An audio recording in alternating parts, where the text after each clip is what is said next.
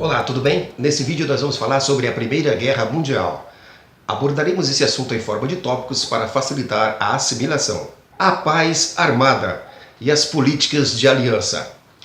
A França perdeu em 1870 as ricas províncias da Alsácia e Lorena na Batalha de Sedan. Vai nascer assim um espírito revanchista nacionalista entre franceses e alemães. Ao mesmo tempo, vai ocorrer também uma rivalidade entre ingleses e alemães, em virtude do enorme crescimento industrial alemão, que colocava em risco não só a supremacia industrial capitalista inglesa, como as pressões dos alemães pela redivisão colonial. A corrida armamentista. Grande parte dos orçamentos europeus desse período vai se destinar à corrida armamentista, e de modo que vai tornar conhecido esse período como a Paz Armada. A Liga dos Imperadores de 1873. Desde sua reunificação, a Alemanha lutava para manter a França isolada.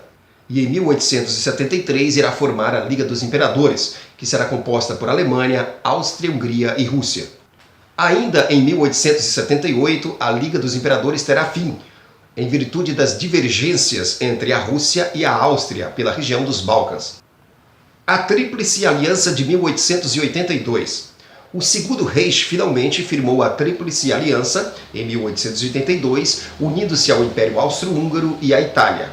A Itália, que estava em atrito com a França, por conta da França ter anexado a Tunísia na África.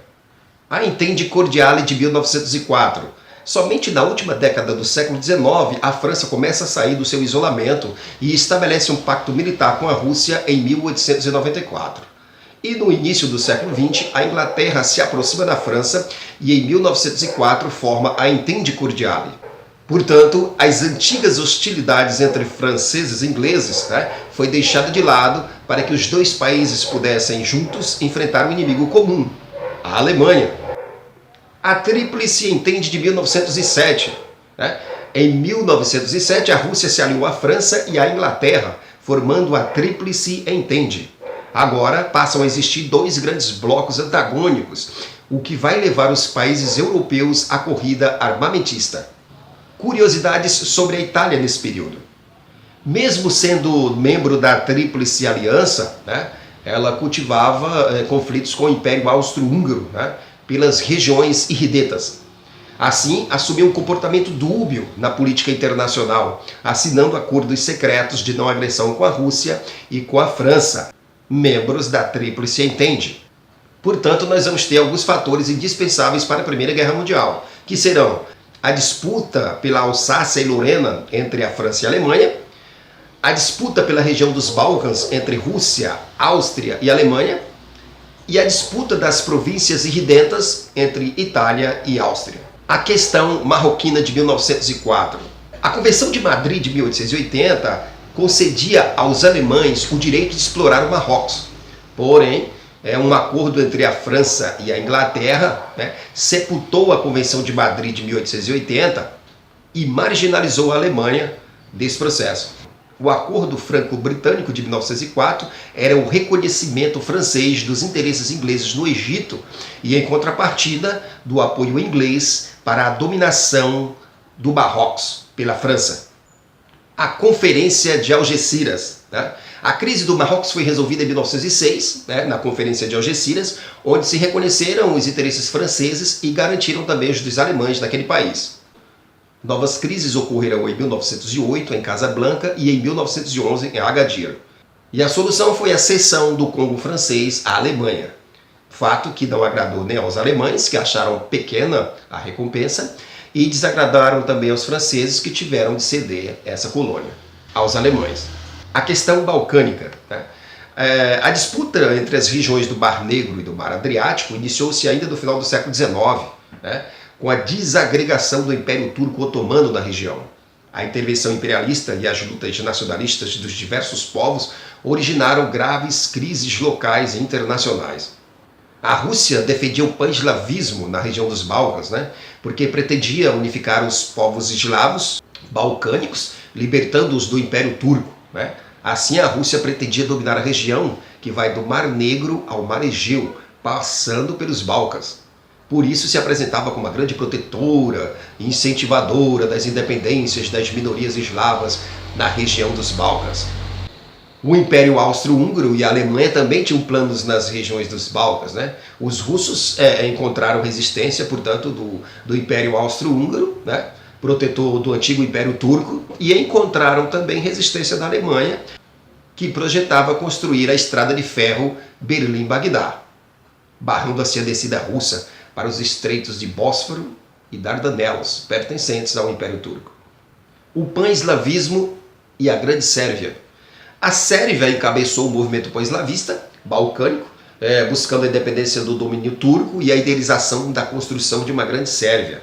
Mas, em 1908, a Áustria anexou as regiões eslavas da Bósnia e Herzegovina, tomadas ao decadente Império Turco. O ideal de unificação eslava estava agora mais difícil, pois seria necessário lutar contra o Império Turco pela dependência de sua região e depois contra o Império Austro-Húngaro pela reanexação da Bósnia e da Herzegovina. O atentado de Sarajevo de 1914. Em 1912, uma coligação de países balcânicos organizou a luta contra o arruinado Império Turco. Contudo, Sérvia, Bulgária, Montenegro e Grécia, países independentes, acabaram se desentendendo quanto à questão da divisão dos territórios. Bulgária e Áustria resolveram então atacar a Sérvia em 1913, mas foram derrotadas pela coligação da Sérvia com Montenegro, Romênia e Grécia. Ao mesmo tempo, os povos eslavos da Bósnia e Herzegovina aproveitaram da situação e rebelaram-se, buscando a independência com respaldo da Sérvia. Em 1914, para esfriar os ânimos, o herdeiro do trono austro-húngaro, Francisco Ferdinando, viajou para Sarajevo, capital da Bósnia, para anunciar a formação de uma monarquia tríplice, austro-húngaro-eslava. Assim, elevaria teoricamente a Bósnia e a Herzegovina ao mesmo nível da Áustria. O assassinato de Francisco Ferdinando em 1914. Os sérvios, membros da organização secreta Mão Negra, organizaram um atentado em 28 de junho de 1914. O estudante sérvio Gravino Príncipe matou a tiros Francisco Ferdinando e sua esposa. Em represália, o Império Austro-Húngaro deu um ultimato à Sérvia, exigindo a eliminação de todas as organizações nacionalistas locais. A Áustria, portanto, vai declarar guerra à Sérvia em 1º de agosto de 1914. Imediatamente, a Rússia se posiciona a favor da Sérvia e, a partir de então, o sistema de alianças foi acionado, com a entrada da Alemanha, da França e da Inglaterra. Um mês depois, os grandes exércitos marchavam para a guerra. Sarajevo, portanto, foi apenas o gatilho de uma arma há muito preparada. O desenvolvimento do conflito. Foi um conflito sem precedentes na história. Envolveu todas as potências do mundo, todos os países implementaram o recrutamento obrigatório, tanto para as forças armadas como para a indústria. Portanto, todos os cidadãos viraram soldados em seus países. E as armas foram as mais avançadas: tanques, submarinos, encouraçados, obuses de grosso calibre, aviação e outros. As fases da guerra. A primeira fase será a guerra de movimento, que começará em 1914, e a segunda fase será a guerra de trincheiras, que começará em 1915 em diante. O Plano Schiffler, de 1905. A primeira fase da guerra está relacionada ao Plano Schiffler, uma estratégia alemã elaborada em 1905, que previa a guerra em duas frentes, onde seria concentrado todo o esforço bélico, primeiramente no Ocidente e depois no Oriente, sem dividir-se. Começariam com uma rápida ofensiva contra a França, derrotando-a, para em seguida o grosso das operações militares serem realizadas na frente oriental contra a Rússia. A vitória era esperada em poucos meses. Para a execução do plano no Ocidente, os alemães invadiram a França, atravessando o território belga, violando a neutralidade. Esse pretexto foi utilizado pela Inglaterra para declarar a guerra à Alemanha. Os exércitos alemães marcharam sobre Paris, surpreendendo as tropas francesas. Porém, uma ofensiva russa na frente oriental obrigou o general alemão Moltke a uma divisão das forças. A França, portanto, salvou-se de um ataque fulminante na Batalha do Marne, em 1914. Com o fracasso do Plano Schieffelin, termina a Guerra de Movimento e começa agora a Guerra de Trincheiras ou de Posições. Outras potências vão entrar no conflito. Ao lado da Entente vai entrar o Japão em 1914, a Itália em 1915, a Romênia em 1916 e a Grécia em 1917. Ao lado dos impérios centrais, a Tríplice Aliança, entrarão a Turquia em 1914 e a Bulgária em 1915. O desenrolar da batalha. A guerra na frente ocidental vai entrar na fase de trincheiras, cada país defendendo palmo a palmo o território conquistado. E a guerra na frente oriental ocorre com uma sequência de vitórias alemãs, como por exemplo a Batalha de Tannenberg, onde 100 mil russos foram aprisionados. A Batalha de Verdun, 1916. Em 1916, em Verdun, frustra-se uma nova ofensiva alemã contra a França, que consegue manter as posições conquistadas. Porém, as contínuas derrotas russas aceleram a queda do czar, culminando nas revoluções de 1917. E com a implantação de um governo socialista na Rússia, ela assina o Tratado de Brest-Litovsk em 1918, oficializando a saída dos russos da guerra. A Batalha do Caporetto, em 1917. Ainda em 1917, a Itália sofre uma grande derrota frente aos austríacos na Batalha do Caporetto, e ela foi neutralizada. Portanto, com dois inimigos fora de combate, a Rússia e a Itália, as potências centrais passaram a focalizar a frente ocidental, Inglaterra e França. A Alemanha intensificou o bloqueio marítimo à Inglaterra, objetivando deter tanto seus movimentos como o abastecimento da Inglaterra. Até então, os Estados Unidos da América apenas abasteciam os países da Tríplice Entente com alimentos e armamentos, mas, sentindo-se ameaçada pela agressividade marítima alemã, com o afundamento de seu transatlântico Lusitânia e do navio Vigilantia, esse fato foi usado pelos americanos para declarar a guerra à Alemanha em 1917. O reforço americano. A entrada dos Estados Unidos com seu imenso potencial humano e industrial reforçou o bloco dos aliados com uma oferta abundante de novas armas, como tanques, navios de guerras, aviões militares. E isso vai dinamizar o conflito e vai colocar os aliados na ofensiva, levando os alemães a sucessivas derrotas. Portanto, nós teremos o fim da Guerra Mundial. Com a superioridade econômico-militar dos aliados, a Tríplice Entente, França, Inglaterra e Rússia, paulatinamente vão vencendo as potências centrais e em novembro de 1918 o próprio Kaiser alemão renuncia, refugiando-se da Holanda.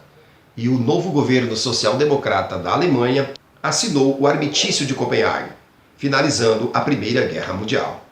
O Tratado de Versalhes considerou a Alemanha culpada, criou várias determinações para desmilitarizar a Alemanha, obrigou a Alemanha a devolver a Alsácia e a Lorena à França, garantiu à Polônia o acesso ao mar por dentro de uma faixa de terra da Alemanha, que desembocava no porto de Danzig.